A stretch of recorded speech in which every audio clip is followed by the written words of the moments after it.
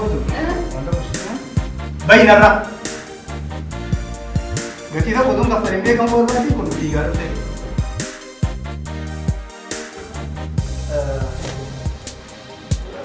Filmi sanarratti hayyudureen yookaan istaarii aaktarii ta'e kan hojjetu anadha. So ati immoo bakka intala ishee jaalallee taatee jirtu sanaatti kan itti fudhatamte jechuudha. Kanaaf amma kana dubartiin itti agarsiista jechuudha. Imaamni fuuldura kee jira. Jageessa nalaadha. Jaalala keenya ibsa.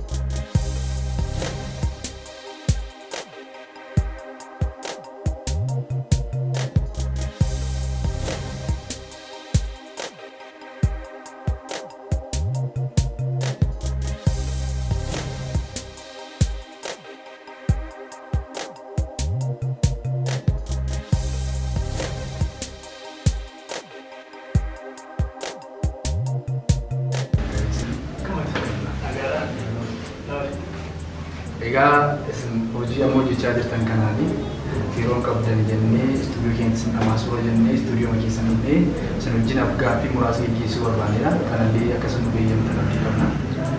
Dhugaa keetii yeroon qabu beektaa baay'ee jira. Ammoo mataa isaayyuu waraabbii istuudiyoo keessatti ta'u tokko jira. Isa fudhanneetu reefa maamilli boqochaa jira. Ammas immoo duraa gara isaa saddeetitti beellama nama wajjin qaba. Yeroo xinnoo kabajamtoota daawwattoota keenyaa kun sagantaa torbaniin takkaasiniif dhiyaatu sagantaa keessummaa keenya nama jabaatee gaazexeessaa Lixaa Fiixeen jedhama. Egaa keessummaa keenya irraa kana artiist Qana'aa waliin jirra. Artiist Qana'aallee akkuma isin beektan hojiiwwan gurguddaa muuxannoo isaanii irraa heeruun istuudiyoo keenyatti yeroo baay'ee gaaffii nu duukaa taasisanii jiru. Ammas artiist Qana'aan nama jabaa nama artii Oromoo keessatti seenaa guddaa hojjechaa jiran fiilmiiwwan 20 ol kan hojjetanii fi diraamaalee TV irratti urjii taatoo urjii ta'uun kan dalagaa jiranidha. Egaa artiist Qana'aa akkamitti gara artii kanaatti dhufuu dandeessan? Isin nama yeroo muraasa gidduutti fiilmiiwwan 20 hojjettanii diraamaawwan TV irratti urjii ta'uudhaan nama yeroo gabaabaa keessatti beekamtii guddaa argatedha. Egaa kanaan duraan dursa isin artiist Qana'aa akkamidha haalli jireenya isaanii bakki dhaloota isaanii? Artiist Qana'aa yookaan Keenii akkuma ijoollee Oromoo kamiiyyuu baadiyyaa keessatti dhalatee guddatee jireenya ijoolleen Oromoo kamiyyuu dabarsee ijoollummaa kootti hoolaa tikseeraa, darbilee tikseeraa, laga bu'ee bishaan waraabeeraa, qoraan cabseeraa, awwaara daakeeraa, bukeesseeraa wanta adda jiru. Dhaloonni kun immoo I think bara sana akkama kana buufata fayyaa hospitaalli babal'atee jiru. Manuma warra keenyaatti naladhe jedhanii diinqatti naladhe kana haalli dhalootaa fi guddina koo kan nama biraarraa wanta adda. Akkamitti gara artiitti dhuftan? Isintu gara artiitti dhufe moo artiitu gara keessanitti dhufe? Actually artiitu gara kootti dhufes jechuun danda'u, anatu gara artii deemes jechuun danda'u. Maaliif seete walakkaa deemne yoo siin jedhee deebii ta'uu danda'a. Akkamiin kanaan dura miidiyaa keessan irratti wantoota ani hojjechaa ture hojii koo yoo adda addaatti darbaa turedha yaadatta. Namootatu yaada naa laata beektaa? Hojiin kuni hojii taatummaati. Bakka deemtu hundumaatti wanta kana fakkaattee fakkeessitee taatee waan hojjechaa turtee fi maaliif hojii artiin hojjennee koomentii jedhutu naa dhufe yeroo ta'e tokko sana booddee haalli piroodakshinii fiilmii biyya keenyaa industiriin fiilmii biyya keenyaa sadarkaa gadi bu'aarra waan jiruuf fiilmii kana sadarkaa guddaa tokkorraan gahuun qaban jedhee nan seenee kunoo turtii waggaa tokko guutuu keessatti kunoo kana fakkaannaa jechuudha. Egaa kabajamtoota daawwattoota keenyaa qophiin kun kan isiniif darbaa jiru karaa YouTube chaanalii Oliinaaf Miidiyaa YouTube chaanalii keenya subscribe share like gochuun hordofaa isiniin jenna. Egaa wanta tokkotu na ajaa'ibe. Fiilmiiwwan hedduu, diraamaawwan hedduu hojjettanii jirtan. Kanarraan wanti adda ta'e tokko jira. fiilmii masin irratti hin hirmaanne illee yookaan diraamaa masin keessa hin jirre illee suuraa keessan yeroo fuuldurratti guddisanii mul'isantu mul'ata. Akkamitti kun ta'uu danda'a? Maal seeti amma gaafa piroodakshinii fiilmii keessa seentu jaalala horatta beektaa hawaasarraa. Artistii waan biraan qabu kan inni qabu hawaasa isaati, jaalala hawaasa isaatiiti. Beekamtiin an argadde kuni namoota hedduudhaaf fakkeenya gaarii akkan ta'u taasiseera. Na gaafatu maaloo suura ka'ii nu ergii poosterii fiilmiitiif barbaanna naan jedhu ka'een kennaa fi sababiin isaa hawaasa saba koo kana gaddisiisuun barbaadu. Tokkoffaa immoo fiilmii baay'ee irratti na arganii dandeettii koo dinqisiifataniiru, beekamtii koo kan nama baay'ee hawwaa. So fiilmii isaanii irratti yeroo waan sana beeksifatan namnillee kirree dhaqee ilaalaa fi sana barbaadaniiisi malee. Anis immoo argiteetta yoo ta'e fiilmota koo laalteetta ni yaada. Hanga biyya alaatti illee deemee isteetota baay'ee keessatti daawwatameera. Fiilmii Oromoo keessatti jenerii kanaan dura hojjetamee hin beekne, akaakuu hojjetamee hin beekne hojjechaa jirra. Kanadha malee waan biraatti. Egaa akkuma istuudiyoo keessatti argaa jirru fiilmiiwwan baay'ee hojjetanii jirtu. Awaardiiwwan garaagaraa illee fudhatanii jirtu. Fiilmii keessan gubee lolaa kan jedhu kan amma irratti argamu poosteriin isaa. Akka sadarkaa fiilmii nuti irra jirru fi sadarkaa fiilmii itti guddisaa deemtan baay'ee nama ajaa'iba. Akkam poosterii keessan kan irratti argaa jiru amma taankiin illee jira, abiddi boba'u illee jira. Maal inni isin guutanii loltan? Gubee lolaa maal jettan? Fiilmiin gubee lole jedhu kuni seenaa mooticha Waaqoo guutuu irratti kan hundaa'edha. Historikaal fiilmii jechuudha. Seenaa sana keessatti Waaqoo guutuun bara Xaaliyaaniin biyya weeraruu dhuftu saawwa tikee saawwa walitti yaasee saawwa kanarraa uffata adii balaqqeessuu danda'u hafee sana booddee xiyyaarri gaafa balali'aa dhuftu qawwee lama qofaan qawwee harkatti baatatamu lama qofaanitu buusee xiyyaara Xaaliyaanii sana. Namni maal goone diijitaal miidiyaa keessatti bara miidiyaa diijitaaliidhaan hojjetamu kana keessatti bakka qawwee sanaa taankii buusuudhaan hojjechuu ni dandeenya waan jedhamutu yaada kanarraa kaasneeti. Kana malees immoo wantooti gaaffisitti ta'an baay'een jiru. Industirii fiilmii Oromoo keessatti kan hin hojjetamne gara fiilmii vaampaayirii fa'aa fiilmii nama nyaataa jedhamu seenaa budootaa jechuudha. Seenaa budootaati. Budaan akkamitti nama nyaatti, maaliif nama nyaatti kan jedhu gaaffii namatti hin ta'u fiilmii sana gaafa ilaalan jechuudha. Sana fa'aa hojjenneerra hojii baay'ee jira. Beeksisa isin baastan tokko arginu ture. Beeksisa kana irratti ulaagaalee isin baastanii jirtan ulaagaa afur baastanii jirtu. Saala dubara qofaa jira. Umriilee 18 hanga 25 jira. Hojjaan tokko tuqaa 50 fi haga isaa ol. Bifa magaalaa fi diimtuu. Amma wanti mormii isin irratti kaasu saala dubara qofaa jira. Bifa immoo magaalaa fi diimtuu. Maaliifidha kun qoqqooddiin finnee akkamittiin indaastirii fiilmii tokko guddisuu dandeessu haala kanaan beeksisatu baastan? Kun beeksisuun kan bahe parpazii itti yaadameeti. Waan hojjennu hundumaatiin parpazii fayyadamuu qabna. Fiilmii yeroo sana taatoo barbaadaa ture fiilmii kan shamarranii qofadha. Warraaqsa shamarranii jedha fiilmichi mata dureen isaayyuu warraaqsa shamarraniiti. Warraaqsa shamarranii keessatti immoo dhiirri nu barbaachisu ogeessota qabu, ogeessota teeknikaa dhiirotiin duukaa hojjetan jiru. Akka dhiiraatti immoo tokko an jira. Anaan namoonni biraan hin barbaachisu. Aaktarii fiilmii sanaa urjiinii anadha yookaan dureen anadha. Dubartootatu baay'inaan mormii irratti kaasa. Mormii isaan irratti kaasan kana mana injifadha. Galeera sanaaf filannoo kana goone hojjaan isaanii normaalii nama dinkii hin barbaanne. Lafa dinkii barbaadutti hin barbaanna garuu nama gabaabduu maal bakka galuu hin qabnetti hin galchinu tokko kana umuriin immoo ijoollee tophee bara kana aktiivlii waa hubachuu danda'an beektaa durboota kana umuriin isaanii fagaanne. Industiriin fiilmii keenyaas immoo warra akkasiirraa bareedati galeera moodeloota kana fuuldura poostee hawaasi gaafa suura isaanii ilaalu fiilmii kana ilaaluu qaba akka inni tuubii galee ilaalu. Galeera siniimaa irratti gaafa suuraan isaanii maxxanfamu waaw jettii isheen kun moodeliidha jedhanii dhufanii akka isaan ilaalaniif fitu kana goone malee kun akka dogoggoraatti yoo fudhatame hawaasi keenya kan Tole kana qofaallee miti yeroo tokko diraamaa TV waraabuu karaarra deemaa turtan konkolaataa keessa bakki isin deemaa turtan sun utuu hin gahin dubara baay'ee bareedduu ta'u konkolaataa keessatti deemtanii argitan. Egaa dubarri kun akkas hin taane diraamaa keessa jirtu. Isin garuu miidhaginuma ishee karaa irratti argitanii konkolaataa dhabsistanii asosiistanii diraamaa keenya hojjechuu dandeessaa. Diraamaan TV diraamaa walitti itti fufee ilaalama. Akkamitti isin nama miidhagu argitanii diraamaa keessa gashitu moo seenaa diraamaa suni waan ilaalamu agarsiisa?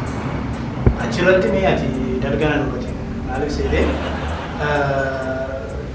diraamaan TV ergaa barbaade yoo dabarsu malee yookaan torbanii nu adarbu malee namni maal barbaada beektaa mabaramaa kana kaaraakterii sana barbaada. Kaaraakteriin sun itti miidhagdee jennaan utuu isheen achi baatee axxiffatteeyyuu axxiffachuu ishee tanaaf harka reebaa argiteettaa hawaasa keenya miira hawaasa keenyaa beekna. Diraamaa eenyutu ilaala gara caalu dargaggoota keessaa baay'inee dhiiraa hangalu baay'ee dhabde soo maal goona amma fakkeenyaaf intalli tokko utuu isheen fiilmii afaan oromoo sarchi gootee ilaaltu argiteettaa yuutuubiirra kan yeroo baay'ee waan akkasii barbaade ilaalu dhiira. So dhiirota kana attention isaanii maaliin kaachi gochuu qabna? Shamarraniin kaachi gochuu qabna. Nummoo kan nuyi irratti hojjennu fedhii hawaasa keenyaa irrattidha. Fedhii hawaasa keenyaa duukaa bu'uu qabna. Diraamaan atama jette immoo bakki nuyi itti waraabnu buraayyuudha. Buraayyuudha. Buraayyuutti waraabna fiilmii jaalalaati. Intalli nuyi kastii goonee xinnoo ishee badaa miti bareedina kanarratti fuulli ishee badaa miti. So guyyaa tokko waraabbii utuu deemnutu hiriyaa ishee kan biraa fiddee dhufte. Hiriyaa ishee kan biraa gaafa fiddee dhuftu miidhaginaan arge amanuun dadhabe. Fiilmii sanaaf kaaraakteriin barreeffamte leensaadha. Leensaamatu muramtee lafa deemti. Jedheera isheen iskiriptii irratti uume sana.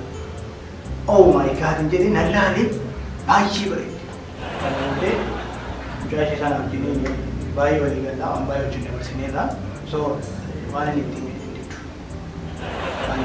ati bayiiti isheen agartuun jedhe naannoo mana qopheessaa magaalaa buraayyuutti wal argine sana boodee jirraa kaase konkolaataa seennee itti maal deeme beektaa ati akkas goota gurbaan sun immoo akkasii godha ani immoo akkasii godha gurbaani inni sun maqaadhumaaf duukaa deema malee kan abbaanii aangoo xumurarratti intalatti sana fuudhu anadha sigalee nan ajjeesa gurbicha nan ajjeesa so bada inni achitti waliin dubbiima diyaalogiin hin jiru ittiin himee akka ajaa'ibaatti hojjette uummati keenya torban inni akkasitti namaan bareedu ilaala sababii intalli sun keessa jirtu.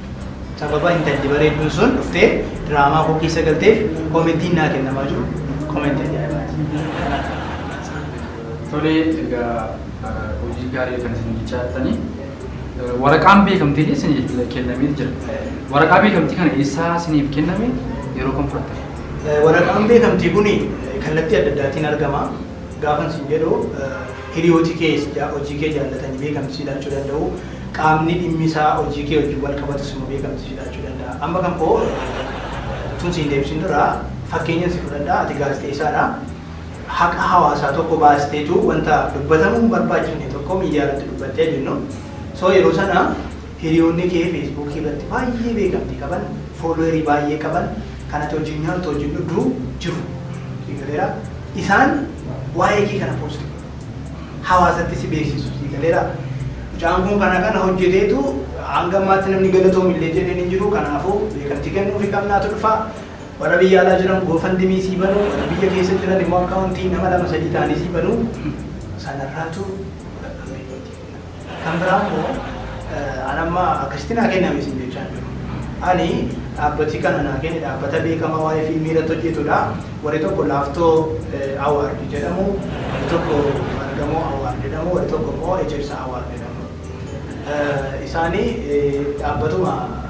dhaabbati kuni artistoota ol deemu akka kootii kan namoota dhiibbaa guddaa uumaa jiran waamee badhaasa.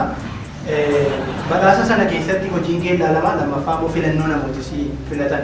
Filannoo immoo gaabeetta argiteetta hawaasa keenya akkamitti hojii keenya jaallatu sagalee dhuma hawaasni immoo kennu sagalee guddaadha. Kanadha ati mataan keeyyuu sooshaal miidiyaa irratti affeektii guddaa uumuu qabda. Hiriyoota horachuu qabda. Fooloowerii baay'isuu qabda. Karaa sanaan immoo utuu hin beekin iyyuu sarpiraayiz karaa cufanii dhaabanii makiinaa dhaabanii makiinaan mankeetii siin jedhu maal gootaree jaalala hawaasaa kana waaqasii kenne waan ta'eef dirqatti itti fudhata akka kana. Tolee kabajamtoota daawwattoota keenya keessummaa keenyarraa barumsa guddaa argachaa jirteef jennee amanna. Ammas qophii keenya gara xumuraatti geessaa jirra.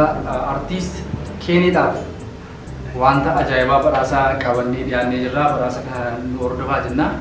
Egaa wanti nuti isin jettaniitu qiiqa hawaasarraa dhagahamu jira.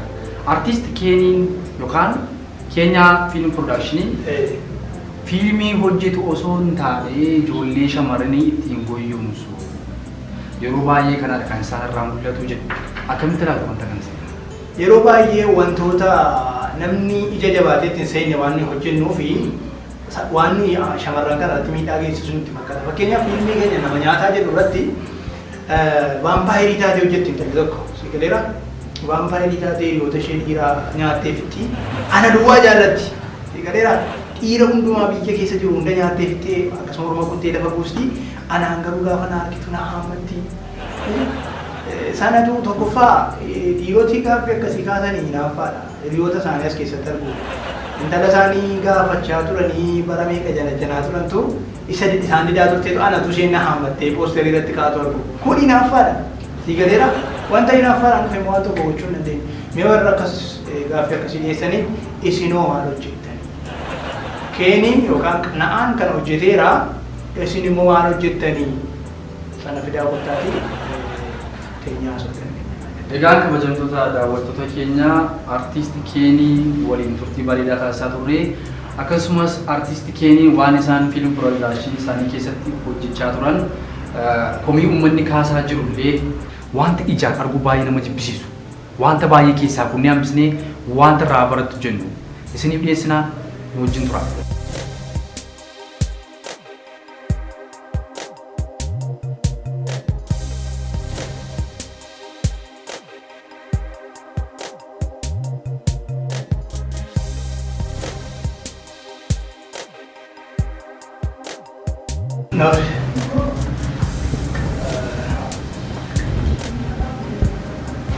Baga nagaan dhuftee bareedduu beeksisanii baafne dhageessee dhuftee fakkaata.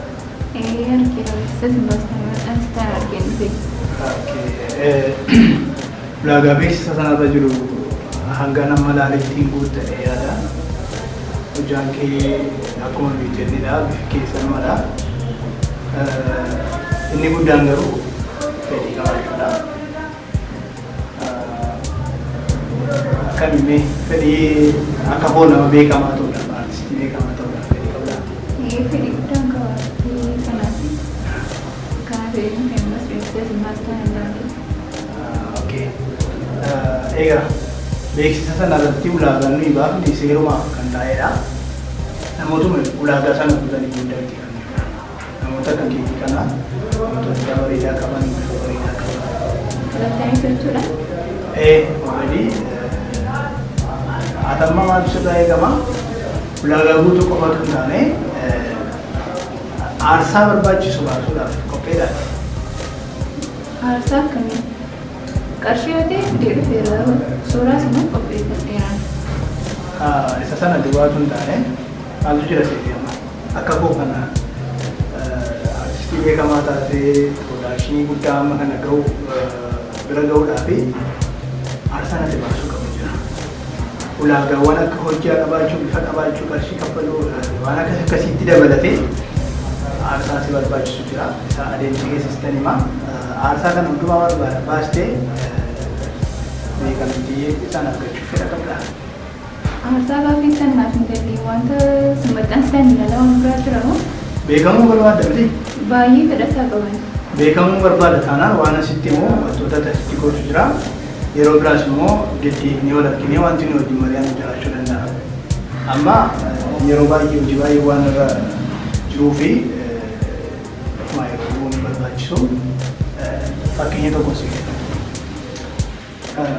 Maaltu jira seete? Amma fakkeenyaaf maaltu jira seete? Fiilmii nama hojjechuuf jiru sanarratti intalli tokko jaalallee ishee fuuldura teessee ija keessa ilaalaa jaalala ishee ibsitee biitu dhungattii jedha.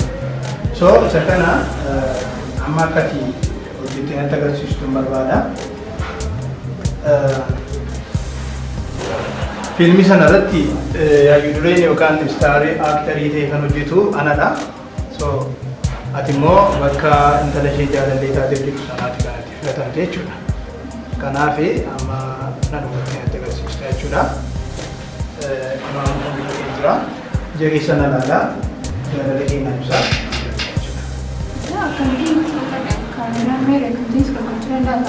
Kaameraan kunuutti piroodakshinii guutuun jira. So fiilmii keessatti maaltu jira beektaa? Waraabbiitti hin galiin jalqaba shaakala wanta jedhamu jira. Si galeera nama wajjin hojjettu wajjin sirriitti wal baruu qabda. Reaakshinii gaarii akka wal laattuuf jechuudha. So amma kan hubattee natti agarsiista jechuudha. Maaliif? Kaameraan kan tasuma beekamuu barbaada chaantu keessatti kanaaf amma nan hubattee natti agarsiista jechuudha. Paartiin kee jaalallee ishee hubattee agarsiisti jedha ta'eefi. Maal gochaa tareeti? Akkasiin keessatti. Kaaraakterii sii kenname sitti maala hojjettee natti agarsiista paartiin kee. Tasuma sitti immoo kaameraan irratti tasuma si akka agarsiisuu danda'u akkan. Beekamtiin barbaadne jechuudha. Beekamtiin hin barbaadu. Tun beekamtiin barbaadu ta'e nama dhufuu hin qabu. Nama maaltu jira beektaa? Akkasiin hin qabu naan. Maal gochaa tareeti? Maal walla? Akka gootu wanta gosti bayyinarraa gatii tokko tun kaffaleen beekamu barbaadde kun fiigaa dhufte.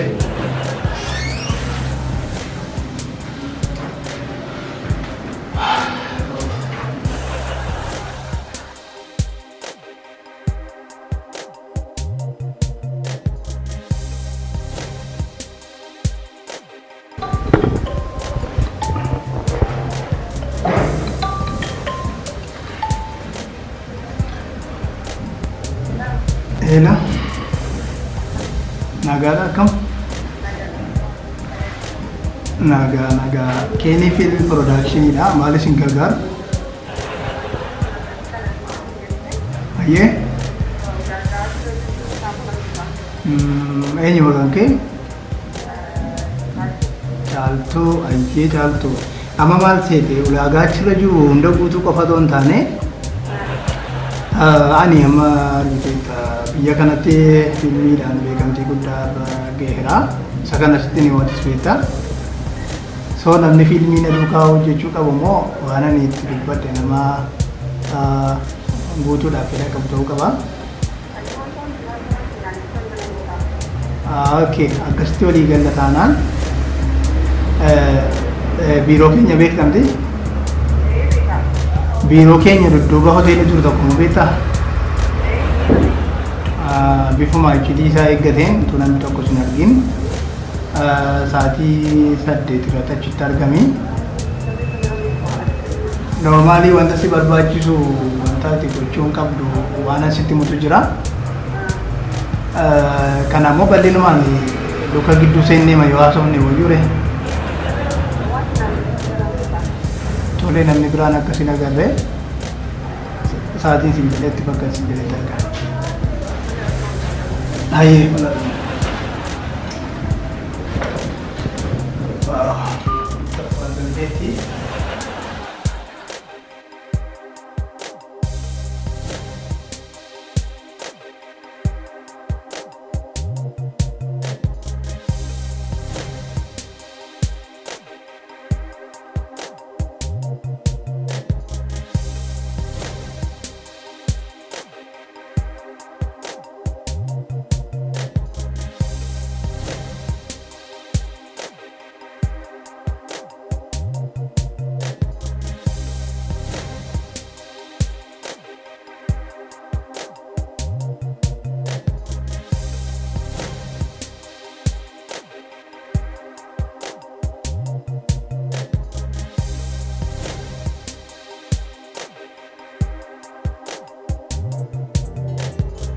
Artist Keenii Fiilm Piroodakshinii isaanii keessatti hojjetan shamarran irratti waan isaan hojjechaa turan waan baay'ee nama gaddisiisudha. Daawwanni walitti deebiin jira. Akkamidha? Maal jechuudha? Ati maaliif dhufte iddoo kana? Egaa kun miidiyaan keenya miidiyaa haqaadha. Haqa jiru baasnee mul'isuun dirqama keenyadha. Maal jettu asirratti yaada qabda? Fiilmii isin nama nyaata jettanii moggaastanii sirrii moo waama jireenya keessanii kan nama nyaata jettanii dhuguma isin waan namoota nama nyaataa jedha. Kamu ya lawan. Tuh aku.